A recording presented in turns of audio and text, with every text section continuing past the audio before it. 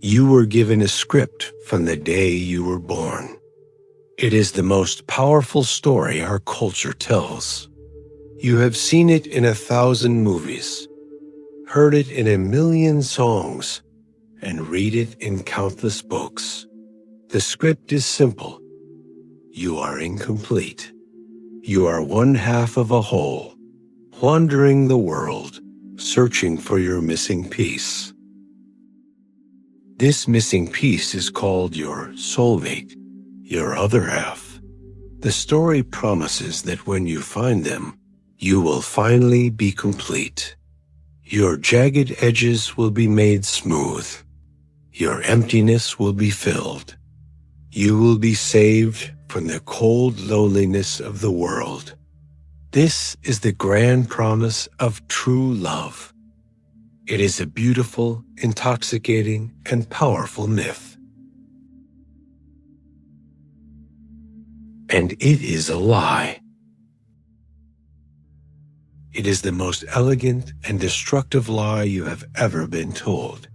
It is the source of our deepest anxieties, our most painful heartbreaks, and our quiet, desperate neediness.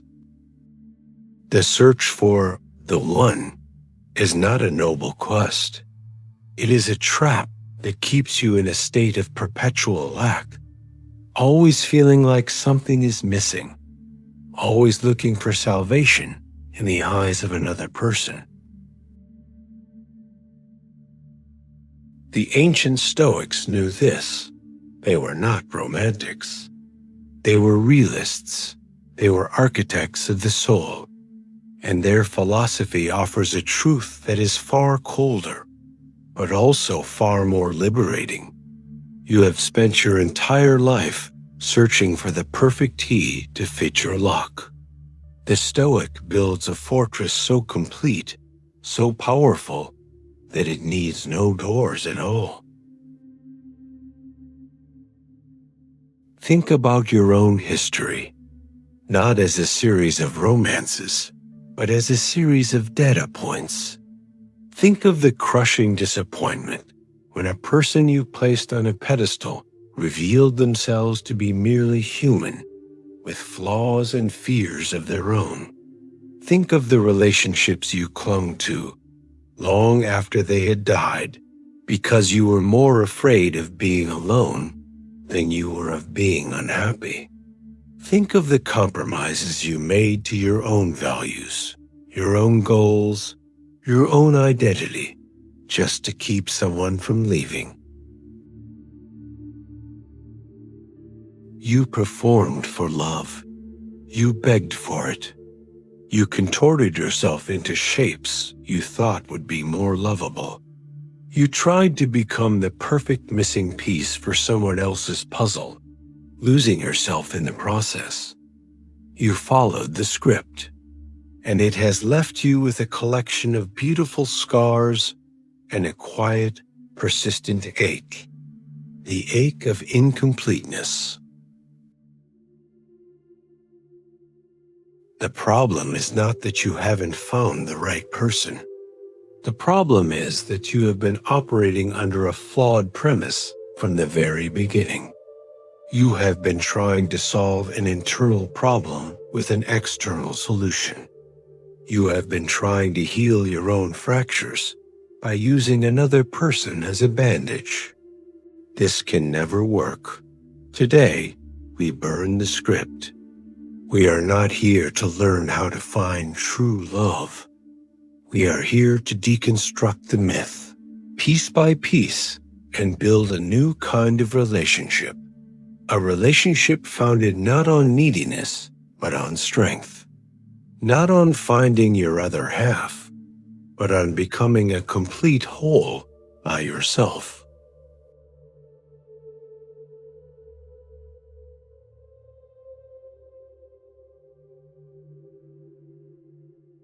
The myth of romantic love is a psychological virus. It infects our thinking in subtle and profound ways. To become immune, we must first understand its code. It is built upon three great flawed pillars: They are the lies that keep us searching, wanting, and perpetually incomplete. We will now demolish them.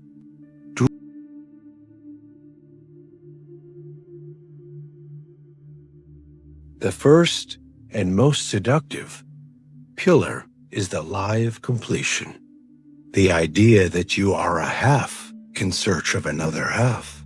This is a beautiful, poetic idea, and it is a psychological disaster. It frames your natural state of being as one of deficiency. It tells you that to be alone is to be broken. This mindset turns the search for a partner into a desperate hunt for a cure to your own incompleteness. You are not looking for a companion to walk beside you. You are looking for a savior to carry you. This places an impossible burden on the other person. You are asking them not just to love you, but to fix you, to fill the empty spaces within you that are your own responsibility to fill. No human being can bear this weight. Sooner or later, they will fail. And when they do, you will not feel simple disappointment. You will feel a catastrophic sense of abandonment, because you did not just lose a partner, you lost your other half. You are broken again. The Stoic finds this entire concept to be an insult to the human spirit. The Stoic goal is not to find a partner who completes you. The goal is to become a person who is already complete, a person who is a self-sufficient, emotionally sovereign whole. Your own mind, your own character, your own inner citadel is the only thing you can truly rely on. It is the only thing that will never leave you. No person is free who is not master of themselves. Epictetus. To build your life around the need for another person is to willingly hand them the keys to your own freedom. The Stoic path is to take those keys back, to do the hard internal work of building your own sense of worth, your own purpose, and your own peace by yourself. A relationship, then, is not a fusion of two broken halves. It is a partnership between two complete wholes, two strong fortresses that choose to stand side by side, not because they are afraid to stand alone, but because they recognize the strength in each other.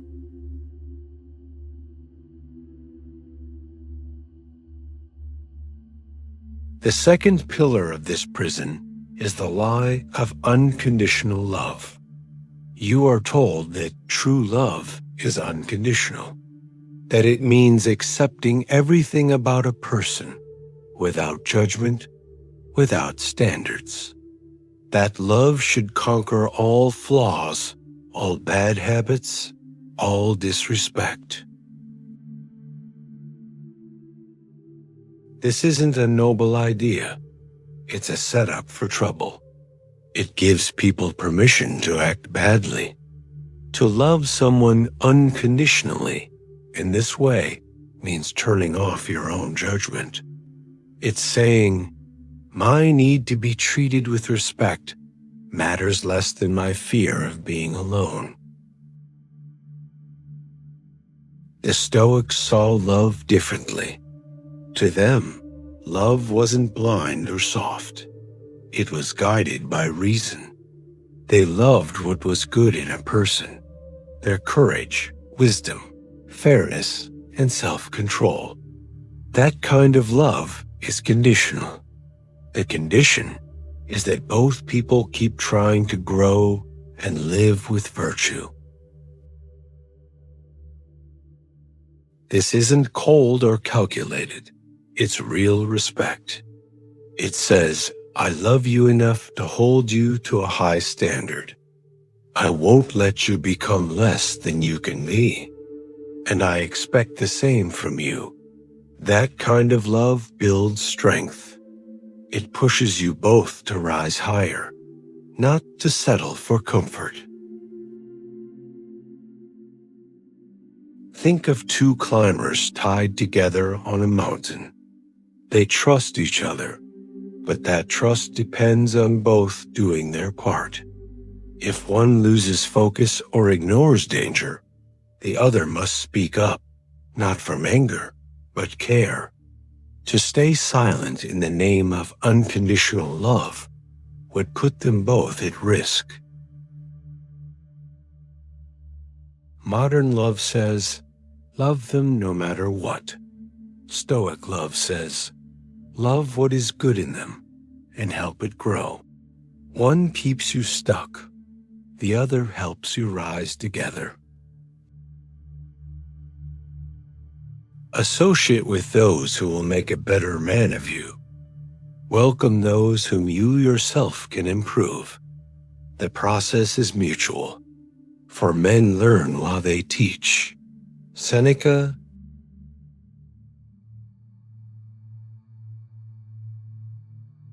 The third pillar of the myth is the lie that love is a feeling. You are taught to trust your heart, to follow your feelings. Our culture defines love as a powerful, overwhelming, often chaotic emotion, a chemical rush of excitement, of passion, of attachment. And when that feeling fades, as all feelings inevitably do, you are taught to believe that the love has died. This is a catastrophic error. It is like confusing the flash of lightning for the entire storm. The Stoics knew that basing your life on feelings is to build your house on the sand. Feelings are fleeting, unreliable, and often irrational. They are the weather. They are not the landscape. To a Stoic, love is not a feeling. It is a choice. It is a practice. It is a commitment. It is a series of deliberate actions performed every single day, guided by reason and a sense of duty, regardless of how you feel in that particular moment. It is the choice to be kind when you feel angry. It is the choice to be patient when you feel frustrated. It is the choice to show up for your partner when you feel tired and want to be alone. This is not romantic, but it is real. Feelings are what happen to you. Choices are what you do. The myth of romantic love tells you to be a passive recipient of a magical feeling. The Stoic path tells you to be an active creator of a strong, resilient partnership. This kind of love is not a fire that burns hot and fast and then dies out, leaving only ash. It is a fire that you deliberately tend to every single day, adding fuel, managing the flames, ensuring it provides consistent warmth and light for the long journey. It is less a spark and more a forge.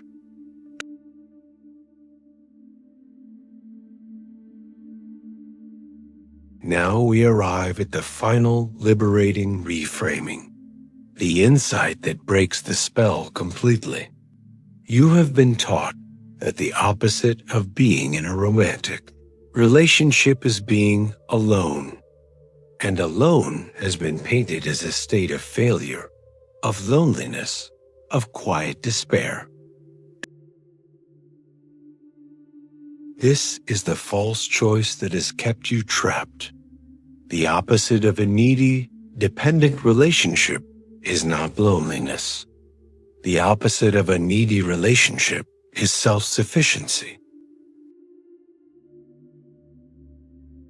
It is the calm, quiet, and profoundly powerful state of being a whole, complete, and emotionally sovereign individual. A state where you do not need another person to validate your existence, to regulate your emotions, or to give your life purpose. You are the source of your own validation. You are the master of your own emotions. You are the author of your own purpose.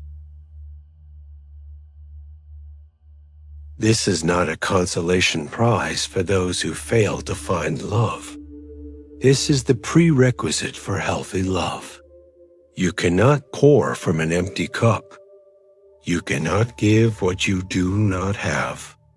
You can only truly and freely love another person when you no longer desperately need them. Now we move from deconstruction to construction, from myth to reality. 3 practical Stoic rituals to break your addiction to romantic illusion and to begin building a life of true, unshakable wholeness. The first ritual, the Citadel audit. You will take an inventory of your own fortress.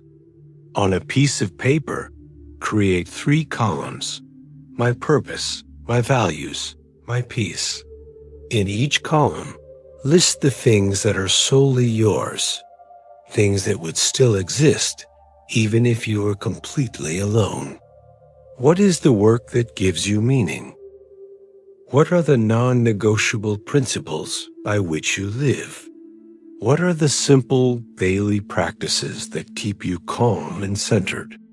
This is not just a list. This is the blueprint of your own self-sufficient soul. Your task is to invest your primary energy into building these things, to make your own citadel so strong and so rich that a relationship becomes a wonderful addition, not a desperate necessity. The second ritual, the practice of solitude. Once a week, you will schedule a date with yourself. This is not free time to watch TV. This is deliberate, conscious solitude. Go for a walk in nature alone.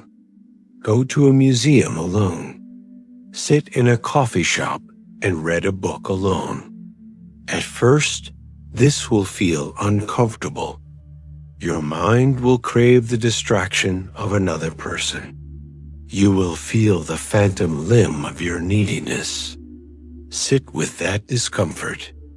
It is the withdrawal symptom of the poison leaving your system. You are teaching your nervous system a new truth. I am enough. My own company is a source of peace, not of anxiety. The third ritual, the virtue test. In your current or future relationship, you will begin to apply a new filter to your choices. Before you act, you will stop asking the weak question, will this make them happy? Or will this avoid a fight? You will ask the strong question, is this action wise? Is it just? Is it courageous? Is it self-controlled? You will begin to act not from a place of pleasing the other person, but from a place of aligning with your own highest character. This will be difficult. It may even create conflict, but it is the only way to transform a relationship based on need into one based on mutual, virtuous respect. You are not a half, searching for a whole. You are a universe, waiting to be explored. The grand romantic quest you were sent on was a distraction. It sent you searching the entire world for a treasure that was buried in your own backyard the entire time. The real journey is not outward into the arms of another. It is inward, into the heart of your own citadel. It is the work of building a self so strong, so whole, and so at peace that you no longer need another person to save you. And then, paradoxically, you become the kind of person that a healthy, strong, and equally whole individual would choose to build a life with, not out of need, but out of a deep and profound recognition of mutual strength. That is not a myth. That is the promise of a love built on the unshakable foundation of Stoic truth. The script has been burned. The stage is now yours. If you are ready to stop being a character in a bad romance and start being the architect of your own soul, then subscribe to the Stoic Citadel. This is not a place for seekers of the one. It is a forge for becoming one, complete, whole. Go to the comments and declare your new unbreakable status. Right, I am whole. Your training continues. You have deconstructed the myth of love. Now, you must deconstruct the myth of the self. Your next briefing is on the screen now. Click it to continue the work of becoming the architect.